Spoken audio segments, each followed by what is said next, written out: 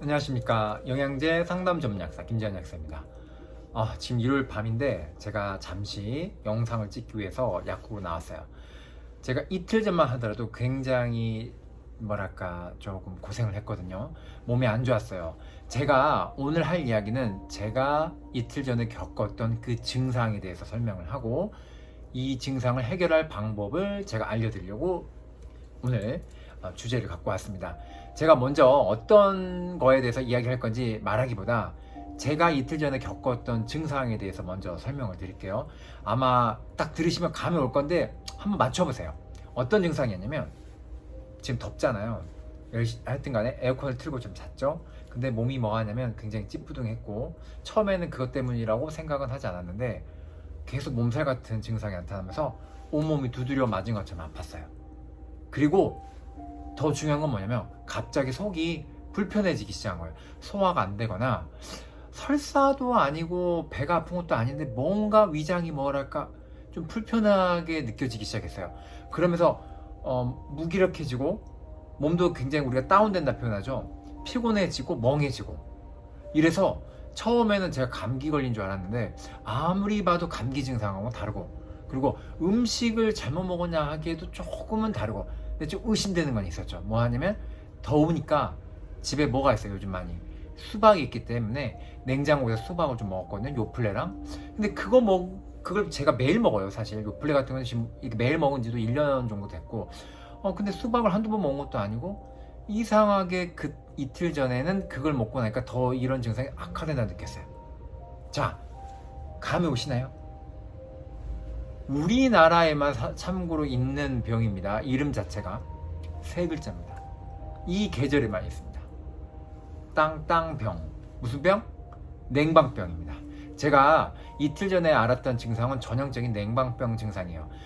참고로 냉방병이라는 용어 자체가, 제가 외국인하고 이야기를 하면 원어민들은 냉방병 자체를 모릅니다.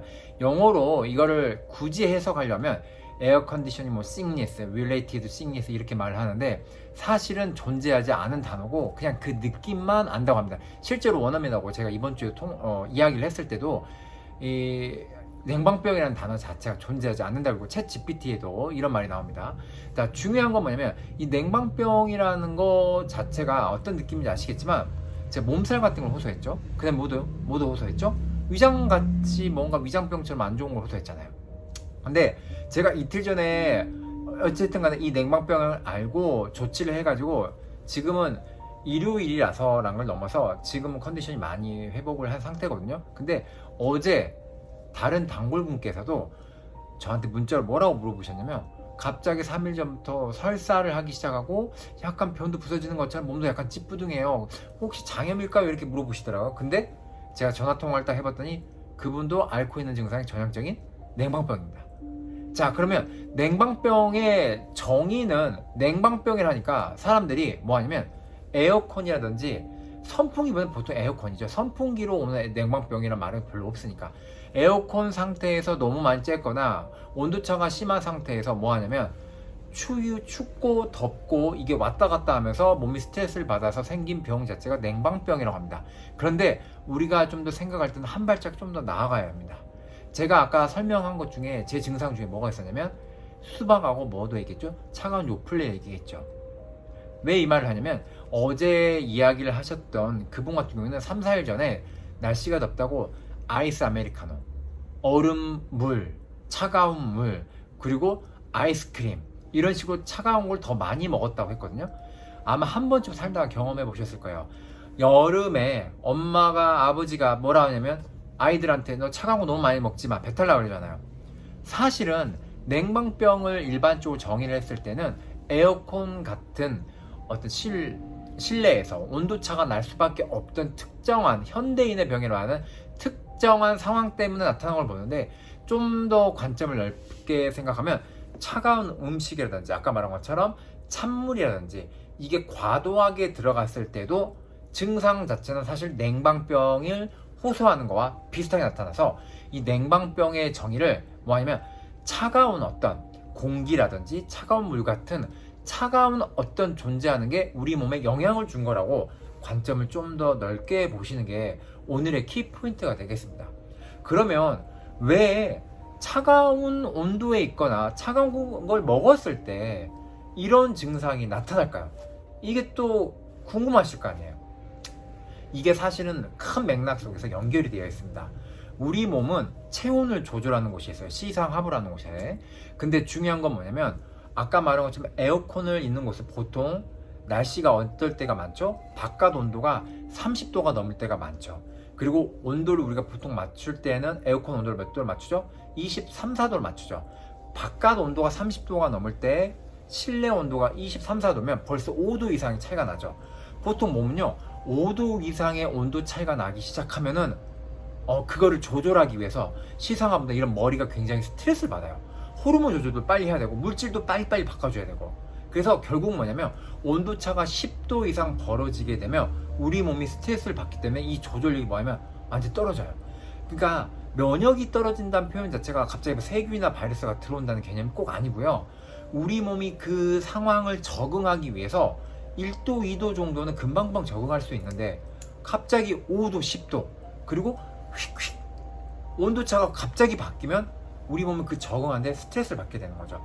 그러면 이게 어떻게 되면 우리 몸을 조절하는 시스템 중에 자율신경이 있어요. 교감신경, 부교감신경. 이런 모든 걸 조절하는 이 신경들 자체가 혼선이 오게 되고 그리고 뭐 하냐면 피로감을 느끼기 시작합니다. 그러면 그 피로감이 누적이 어떻게 되냐면 몸의 대사에도 영향을 주는 거예요. 느낌이 오시죠? 그러면 찬물은 어떻게 되냐? 이런 상황에서 찬물이 자꾸 들어가게 되잖아요. 아이스나 이렇게 되면 그러면 장 상태가 어떻게 되겠어요? 갑자기 차가운 게 들어가면 일시적으로 혈류순환 같은 것도 제한이 되겠죠. 그렇게 되면 점막이라든지 이런 데도 변형이나 영향을 줄 수밖에 없어요. 왜? 아까 말한 것처럼 자율신경 조절에 갑자기 큰 변화가 생겨요. 혈류순환에 문제가 있으니까 어떻게 하려고 하죠? 이 혈관을 수축시켜서 체온을 보존하려고 한다든지 교감신경을 갑자기 올려야 된다든지 이런 몸의 여러 가지 반작용이 바로 나타나게 되는데 이게 우리 몸에서는 갑자기 큰 스트레스를 받는 거예요. 조절하는 데서. 그러면 왜 창 상태가 아까 말한 것처럼 위장에 창은 그렇게 영향을 주는데 피로감하고 아까 뭐 무기력하거나 이런 것도 왜 영향을 주죠? 자, 이게 되게 중요한데 장 내축 이론이 있어요. 근데 이건 이미 밝혀졌거든요. 장이 건강해야지 머리가 건강해진다.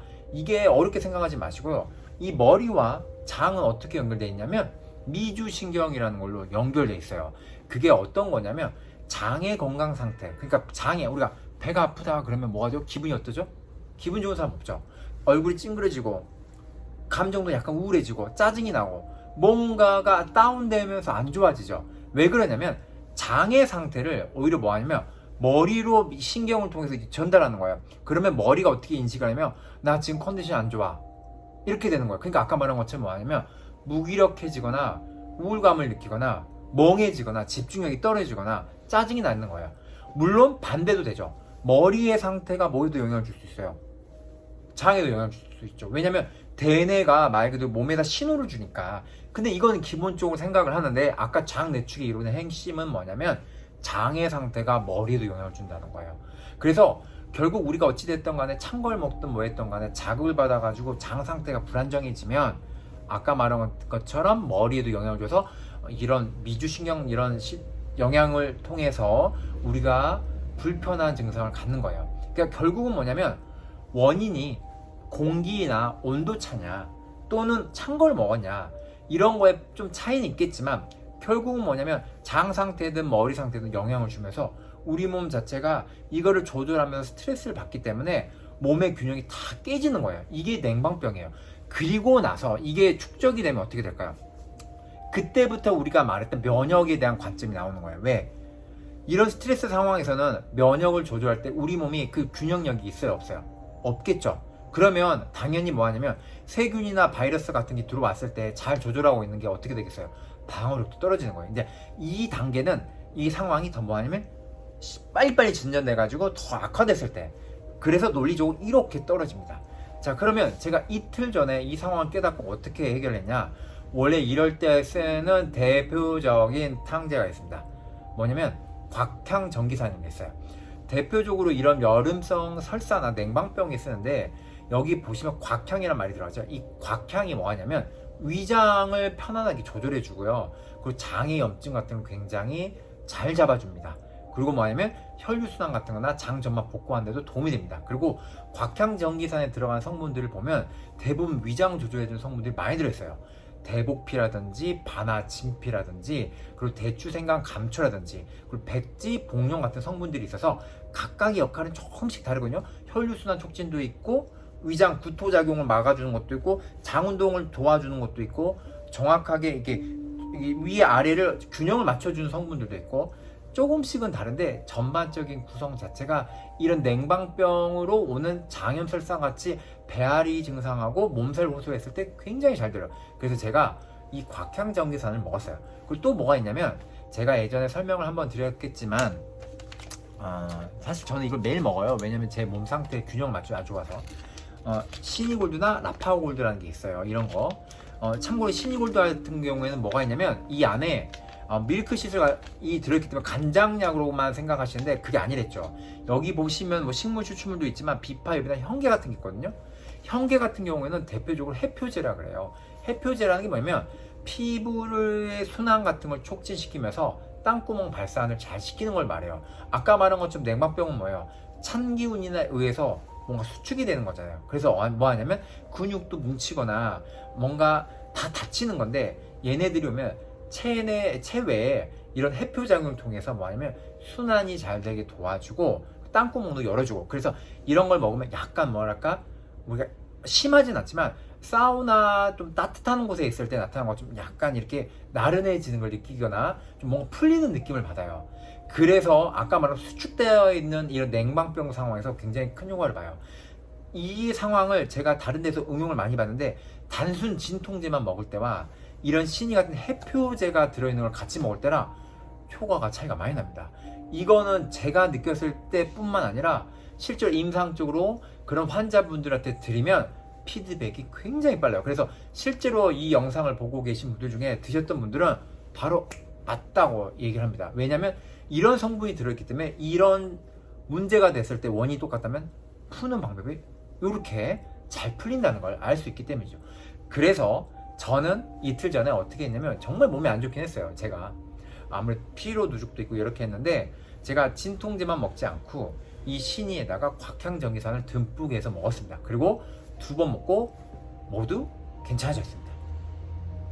그래서 제가 오늘 드리고 싶은 말은 이 냉방병 증상이 여러 가지가 있는데 냉방병 증상을 뭐 하냐면 단순히 에어컨 문제다 이렇게만 꼭 보지는 마시고 뭐 하냐면 찬 걸 먹었을 때 오는 이유 장 상태가 뇌에도 영향을 준다는 거 그리고 그때 도움이 되는 게 뭐다? 곽향전기산이라든지 시니골드나 라파골드 같은 성분들이 들어가면 뭐 하냐면 몸의 문제를 푸는데 굉장히 도움이 될 수 있다. 그리고 당연하지만 저 같은 경우는 지금도 이 에어컨을 틀어놨지만 에어컨을 한 24도나 5도 정도로 맞춰놔요. 초반에만 조금 온도를 낮춘 다음에 습만 제거해줘도 굉장히 이렇게 더위가 줄거든요. 이게 단순히 전기를 아끼자는 개념을 넘어서 몸을 따뜻하게 하는 것도 중요하기 때문에 온도 조절에 좀 신경을 쓰시고요. 그리고 물은 자주 드시더라도 찬물보다는 제가 따뜻한 물 먹으라고 말 꼭 드리진 않아요. 어떻게 하셔도 되냐면 그냥 실온에 있는 물 드시면 돼요. 그냥 실온에 있는 정도 물 드시면 되고 그리고 반신욕이라든지 하시면서 조금 뭔가 몸을 따뜻하게 돌릴 수 있는 작용을 종종 하시면은 이런 냉방병 예방에도 도움이 됩니다. 참고로 선풍기를 쐬실 때는 에어컨도 당연하지만 직바람을 쐬시는 게 아닙니다. 저 같은 경우는 선풍기를 틀어도 어떻게 하냐면 이렇게 벽 같은 데다가 나고 벽으로 이렇게 해서 마주쳐서 나오는 바람을 쐵니다. 이게 건강에 가장 도움이 됩니다. 선풍기를 쐬는 방법 중에도. 그러니까 이 점 참고하셔서 이 여름 어떻게 건강하게 이겨내시길 바랍니다. 다음에도 건강한 모습으로 뵙겠습니다.